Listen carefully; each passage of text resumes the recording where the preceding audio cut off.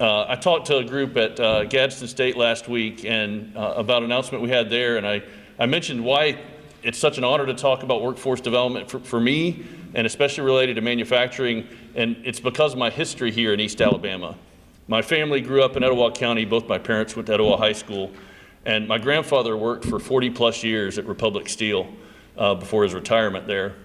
And so I have a deep connection to manufacturing here.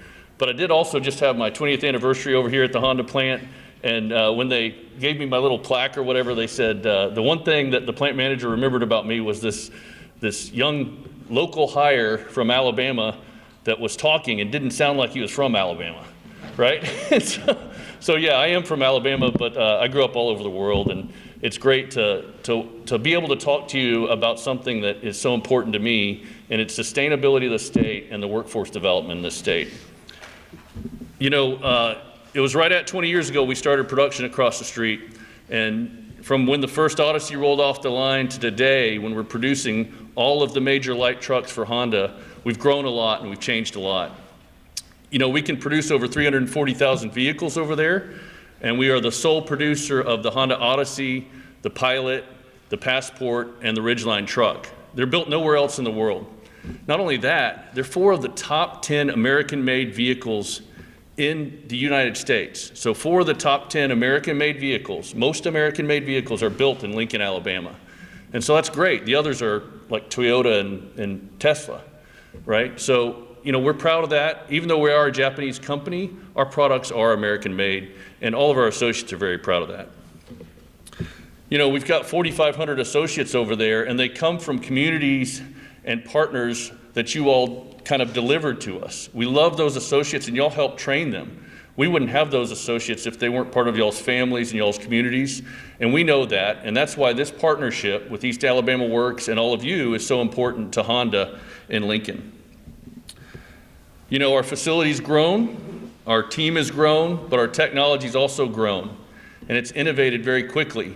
So we have lots of new equipment over there with new technology that our associates have to learn how to use. So even in 20 years, the technology's changed so much, our programs and our training have to adapt for that technology. So that's what we need you all for, and we need these type of partnerships for, is to ensure that we're growing and adapting to the new technology that's coming out, not only with the automotive industry, but with all of manufacturing. And so how do we do that? How do we adapt and grow to be ready for the future of manufacturing? Well, it's through partnerships and initiatives like we're talking about today. It's through working together, both government officials, education, and industry, to ensure we're meeting the needs of our future associates and the residents of this state. If we don't work together and take initiative to take action, we won't be ready for the future. And honestly, Alabama will fall behind. But I've been so impressed. About a year and a half I've been in the role I've been in now, where I get to work with you all on business activities in the community, and I've been so impressed with how this state does work together and the partnerships that we do have. How Honda, Hyundai, Toyota, and Mercedes can all work together to start a program like Modern Manufacturing. But that's just one of the programs we're doing to start and work together. You know, it's kind of all of our expectation and all of our responsibility to do this. We can't do it just as education, just as government, just as industry. It's our responsibility to work together to make sure these programs are successful. And there's a number of them. The educator internships that have just gone on this summer, where we teach educators about manufacturing. Those are extremely important, and if you're not involved in those, get involved in those. Have your company host educators or send educators to learn more about manufacturing. Teacher education and CTE education, where we just simply have a tour of the plant so you can understand what it's about. Of course, Modern Manufacturing is what we're talking about today, and it's very important because it connects high school students to understand what jobs and expectations are like in manufacturing, while trying to use technology to get them excited about manufacturing. And even other programs like FAME, where we're training industrial technicians on how to be maintenance staff for our equipment while they go to school and earn pay. So these programs are very successful, but we have to partner together to make sure they're successful and to grow them, right? Currently, all companies are hiring. Honda's hiring, by the way. And so we all need to work together on this. And I'll mention one other thing we've talked about a lot in our AAMA Workforce Development Committee meetings. It's about the current situation in the state, and Ed mentioned it. You know, unemployment right now is really low, right? Unemployment's at kind of record lows, and the government folks understand that. But the problem is labor participation rate's very high, right? And so that means not many people, labor participation's low. It's too many people not participating in the workforce. So we have to figure out why is that, and what are the roadblocks to keeping people from participating in the workforce. There's been a lot of studies recently in that, and it comes down to really just a few things: transportation, childcare and crazy shifts, and then limitations on hiring due to background, right? So how do we, as government and industry, with the support of education, figure out how to remove those roadblocks? So if you have free time today to talk to each other, to engage with industry, talk about those roadblocks. How do we fix the issue of transportation? Afford people the opportunities to get to a high-paying job so they can then go buy a car and then sustainably work at that high-paying job? How do we get innovative with childcare and shift rotations so that we can bring people back into the workforce that were displaced because of COVID and the childcare issues that it created? And then what do we do to change our policies and our thoughts about backgrounds and the impacts that somebody may have had long ago, and it's limiting them from entering the workforce today? So like I said, I'm so glad you're here. I'm glad Honda and AIDT is able to host you at this training center. I look forward to you getting to look around and see what's going on, and see the training center if you haven't been here before. And I really appreciate all of your partnership throughout the years and going forward. It's very important to see how we can continue to innovate our workforce development for the future of manufacturing. So thanks again for being here, and enjoy your day, please.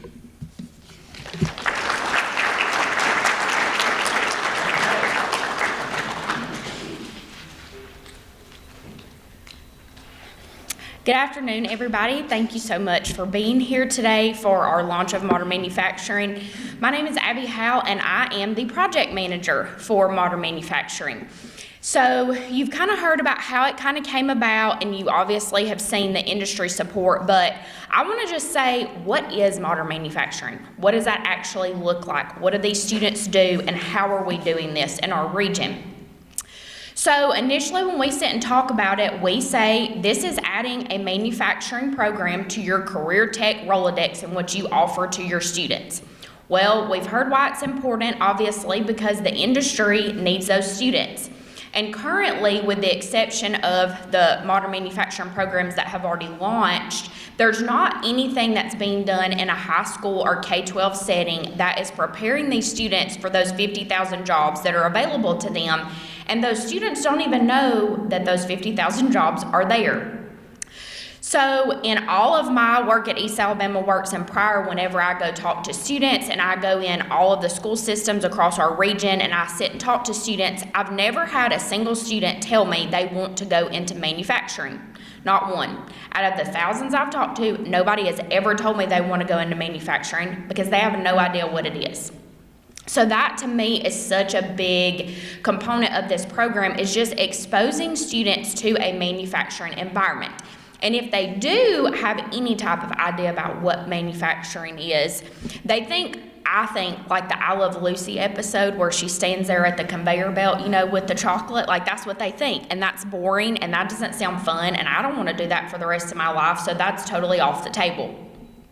So the way that this curriculum is designed for the students is it takes what they learn in the classroom and in the hands-on portion and it directly relates it to the industry. So I know you all can tell we have so much support from our industry and from Honda in particular that when we've gone into schools to recruit students into this program, they've had as many as like 5 or 6 associates. They've brought hands-on activities and it really gets the students engaged and excited about manufacturing.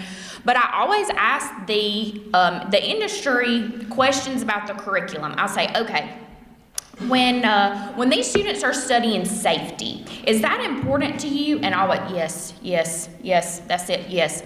Okay, well, do they need to know about quality? Or what about maintenance? What about production? So they can hear it straight from the horse's mouth that the things that they're learning in this program are directly going to benefit them when they go to work. So in my opinion, that's probably the most important part of this program, is that those kids can directly see what I'm learning today. I'm going to turn around and use it. That's not something I'm never going to see again, I'm never going to use. And that really gets that interest for those students.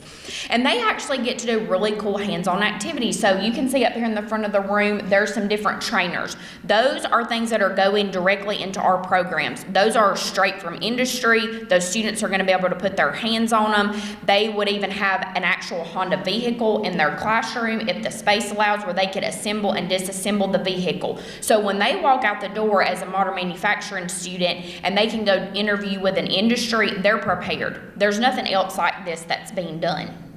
So the way that the curriculum is they start out with a Workforce Essentials course, and they can get the Alabama Certified Worker Credential, where they learn things like ethical and social responsibility, teamwork, communication, and that is applicable in any industry where they go to work in, whether it's healthcare, whether it's construction. This is just getting them ready to go enter the workforce. And then it covers things like the NCCER core, which is typically construction, but it goes through like precision measurement and hand tool knowledge and safety. So that, again, that could be applied in almost any industry, but we feel like it's very important for them to know that, so they can walk in the door and they don't have to go through that more minuscule training in an industry. They're ready, they're prepared, they're going to be a good hire. And then they also have virtual reality headsets where they do training and they do simulation, which is also like a cool factor if you're a teenager. And then they would go through the MSSC curriculum, which is the Manufacturing Standards Skills Council, where they would go through things like that quality, safety, production, maintenance, and earn the MSSC Certified Production Technician credential. So again, credentials is the buzz right now. We want them credentialed, we want them certified. You can have a high school student that would come out with all of those credentials through taking this program. And so, okay, this sounds great and wonderful. I want this in my school. This is awesome. Well, we do a lot through our modern manufacturing program to make this easier for schools to implement, but I will tell you that the two things the schools have to do is provide a teacher unit and provide a space. And if you're in education, that you know that those two things are kind of hard to come by. But what I love about this program is that it fosters collaboration. And so we're actually the only region in the state that is offering the modern manufacturing program that is having a consortium of multiple school systems come together in order to offer this program for their students. And that will actually be held here at the Honda AIDT Training Center. So there will be students from at least 9 schools that will come here and have a program together. We also have programs launching at Talladega City and at Anniston City. And again, I told you guys, hey, it's hard for them to dedicate a teacher unit. It's hard for them to dedicate a space. We literally would not be here having this today if we didn't have educators and career tech directors and superintendents that saw the value in this program and knew what it could do for those students and the industries that supports it. So if you're here today representing a program that's launching, whether you're an economic developer, whether you're a career tech director, we have an instructor that's here today, would you please stand and let everybody give you a round of applause? Come on, I see you. Thank you.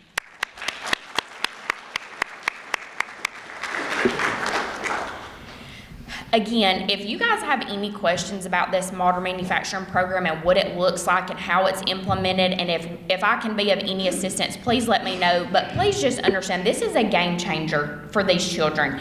And a lot of times when we talk to schools about it or we talk about this program, they automatically start thinking, well, what are my A++ best students I can put in this program? We want those students. But this program is for everybody. This is for those kids that may be in a foster home. This is for those kids that may be in a single parent household. This is for those kids that a production job in a manufacturing industry could absolutely change their life. And I love when we go talk to students about this and we talk about it as a pathway, because again, we all have to get in the door and start somewhere. So modern manufacturing is building that foundation and those skills that those students and those employees need to be able to build upon in that industry and advance. So yes, we are creating those frontline production and assembly workers, but we are also a great pipeline to advance automation through the Gadsden State FAME program, or even through an engineering program at a 4-year university. And again, this is just that great foundation for those students. This is a great starting place. This is a great place for them to earn those skills that they need. And we really are just so thankful for our school systems that are implementing it for those students. We're so thankful for our industry support, for Honda, for all of our manufacturing suppliers, and we hope that you will see the benefit of this program as we start graduating students and that we are creating a better and more prepared workforce for you. So, thank you.